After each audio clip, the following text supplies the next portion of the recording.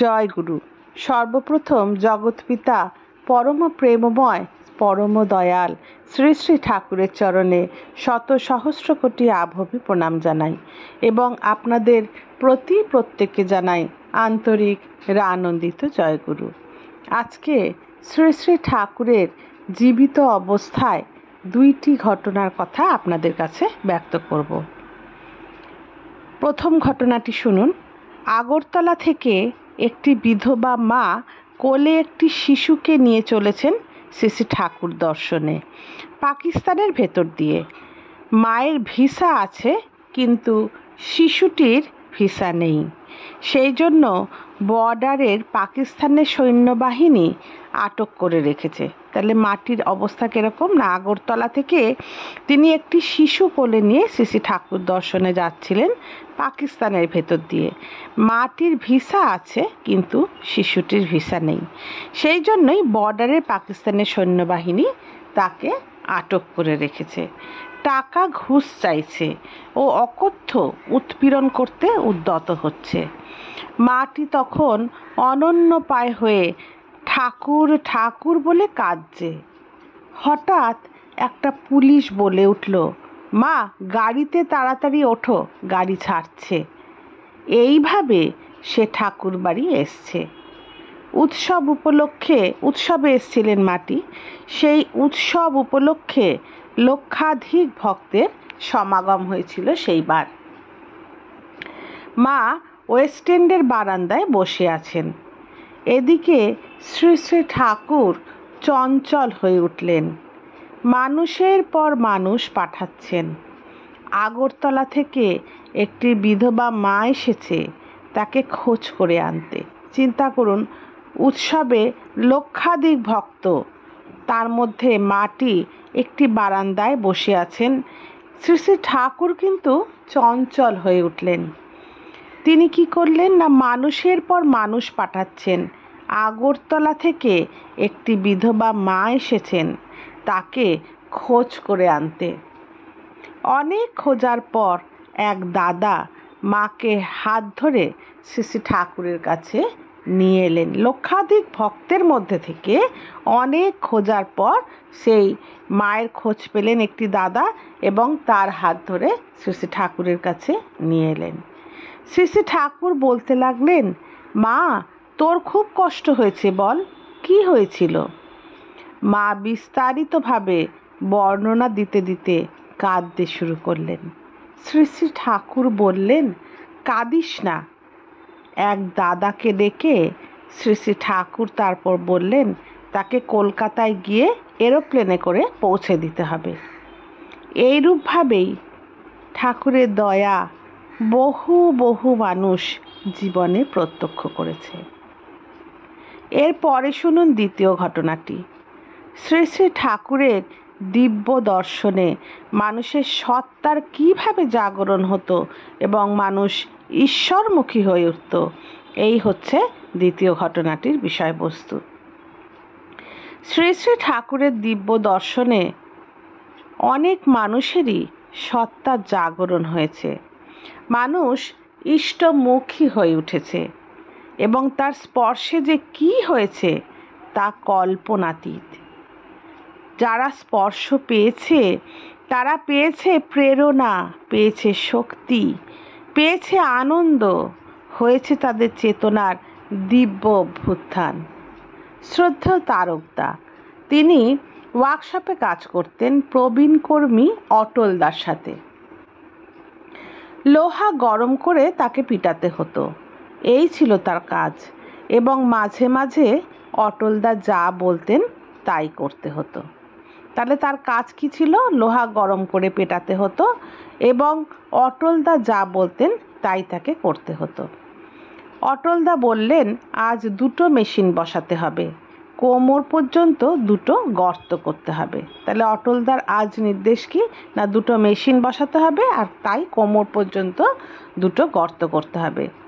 কোনো দিন এইসব কাজে অভ্যস্ত না থাকায় সারা রাত্রি গা ব্যথা, 2 হাতে লাল দাগ পড়ে গেছে। আনন্দবাজারে যেখানে খাওয়া দাওয়া হয় তাও বন্ধ হয়ে গেছে। তাই খাওয়াও জুটল না সেই রাত্রে তারকদার। পরদিন সকালে তারকদা ঠাকুর প্রণাম করে ওঠার সময় শ্রী শ্রী ঠাকুর বললেন, তারক, আজ আরও 4টে গর্ত করতে হবে। তারকদা আজ্ঞে বলে কাজে চলে গেলেন।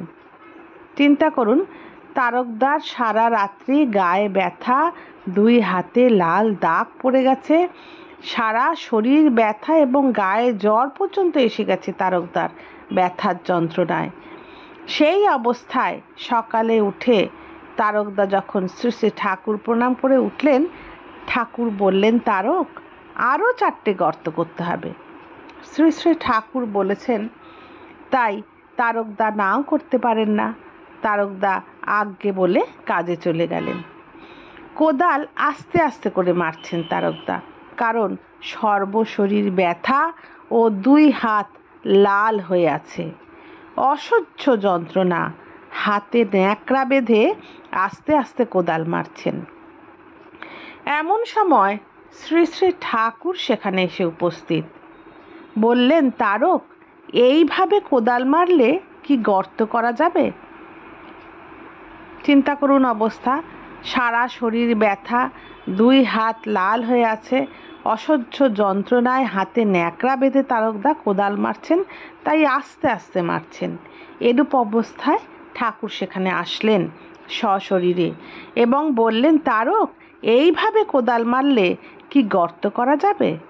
শ্রী শ্রী ঠাকুর স্বয়ং কোদাল ধরে দেখাই দিলেন কিভাবে কোদাল মারতে হবে এবং তারকদার কাঁধে ধরে একটা ঝাঁকুনি দিয়ে বললেন, তাড়াতাড়ি সেরে ফেলো লক্ষ্মী, এই বলে চলে গেলেন। ঠাকুর বললেন, এইভাবে কোদাল মারলে তো গর্ত হবে না। তাই শ্রী শ্রী ঠাকুর নিজে কোদাল ধরে কিভাবে কোদাল মারতে হবে তা দেখাই দিলেন এবং তারকদার কাঁধে ধরে একটা ঝাঁকুনি দিয়ে বললেন, তাড়াতাড়ি সেরে ফেলো লক্ষ্মী, এই বলে শ্রী শ্রী ঠাকুর চলে গেলেন। তারকদা অবাক হয়ে গেলেন। কোথায় গেল তার ব্যথা? কোথায় গেল তার জ্বালা, যন্ত্রণা, ক্ষুধা? হাতের ব্যথা ও যন্ত্রণার বোধই নেই। এই যে শ্রী শ্রী ঠাকুরের স্পর্শ পেলেন তারকদার কাঁধে ধরে একটা ঝাঁকুনি দিয়ে শ্রী শ্রী ঠাকুর বলেছিলেন, তাড়াতাড়ি সেরে ফেলো লক্ষ্মী। এই যে তারকদা শ্রী শ্রী ঠাকুরের স্পর্শ পেলেন, তারক স্পর্শ পাওয়া মাত্রই তারকদা অবাক হয়ে গেলেন। কোথায় গেল তার ব্যথা, জ্বালা, যন্ত্রণা, ক্ষুধা? হাতের ব্যথা ও যন্ত্রণার বোধই নেই। দেখতে দেখতে 4টে গর্ত করে ফেললেন আর ভাবতে লাগলেন, হে দয়াল, তোমার কর্ম তুমি করো, লোকে বলে আমি করি। তারকদা সর্বশরীর দিয়ে, সর্ব অন্তর দিয়ে অনুভব করলেন, হে দয়াল, তোমার কর্ম তুমি করো, লোকে বলে আমি করি। তুমি কৃপা করলে পঙ্গুকে দিয়ে গিরি লঙ্ঘন করাতে পারো। ঠাকুরের যদি কৃপা হয় তাহলে পঙ্গু মানুষও পাহাড় ডিঙিয়ে চলে যায়। পঙ্গুকে দিয়ে গিরি লঙ্ঘন করাতে পারো। লাল ফুল গাছে সাদা ফুল পর্যন্ত ফোটাতে পারো। পরম পুরুষ শ্রী শ্রী ঠাকুর অনুকূলচন্দ্রের স্পর্শে যে কত শত ভক্তের অন্তরে চেতনার উন্মেষ হয়ে তারা পরম আনন্দ লাভ করেছেন তা বর্ণনাতীত। বলে শেষ করা যাবে না যে কত লক্ষ লক্ষ মানুষ শ্রী শ্রী ঠাকুরের স্পর্শে তাদের অন্তর চেতনার উন্মেষ হয়েছে এবং তারা পরম আনন্দ লাভ করেছে। আজ আলোচনা এতটুকুই থাক। সবাই ভালো থাকবেন, আনন্দে থাকবেন, সুস্থ থাকবেন। আরেকটি কথা, ভিডিওটি যদি ভালো লাগে তাহলে লাইক করবেন, শেয়ার করে দেবেন। আজ এতখানি। জয় গুরু। বন্দে পুরুষোত্তমম।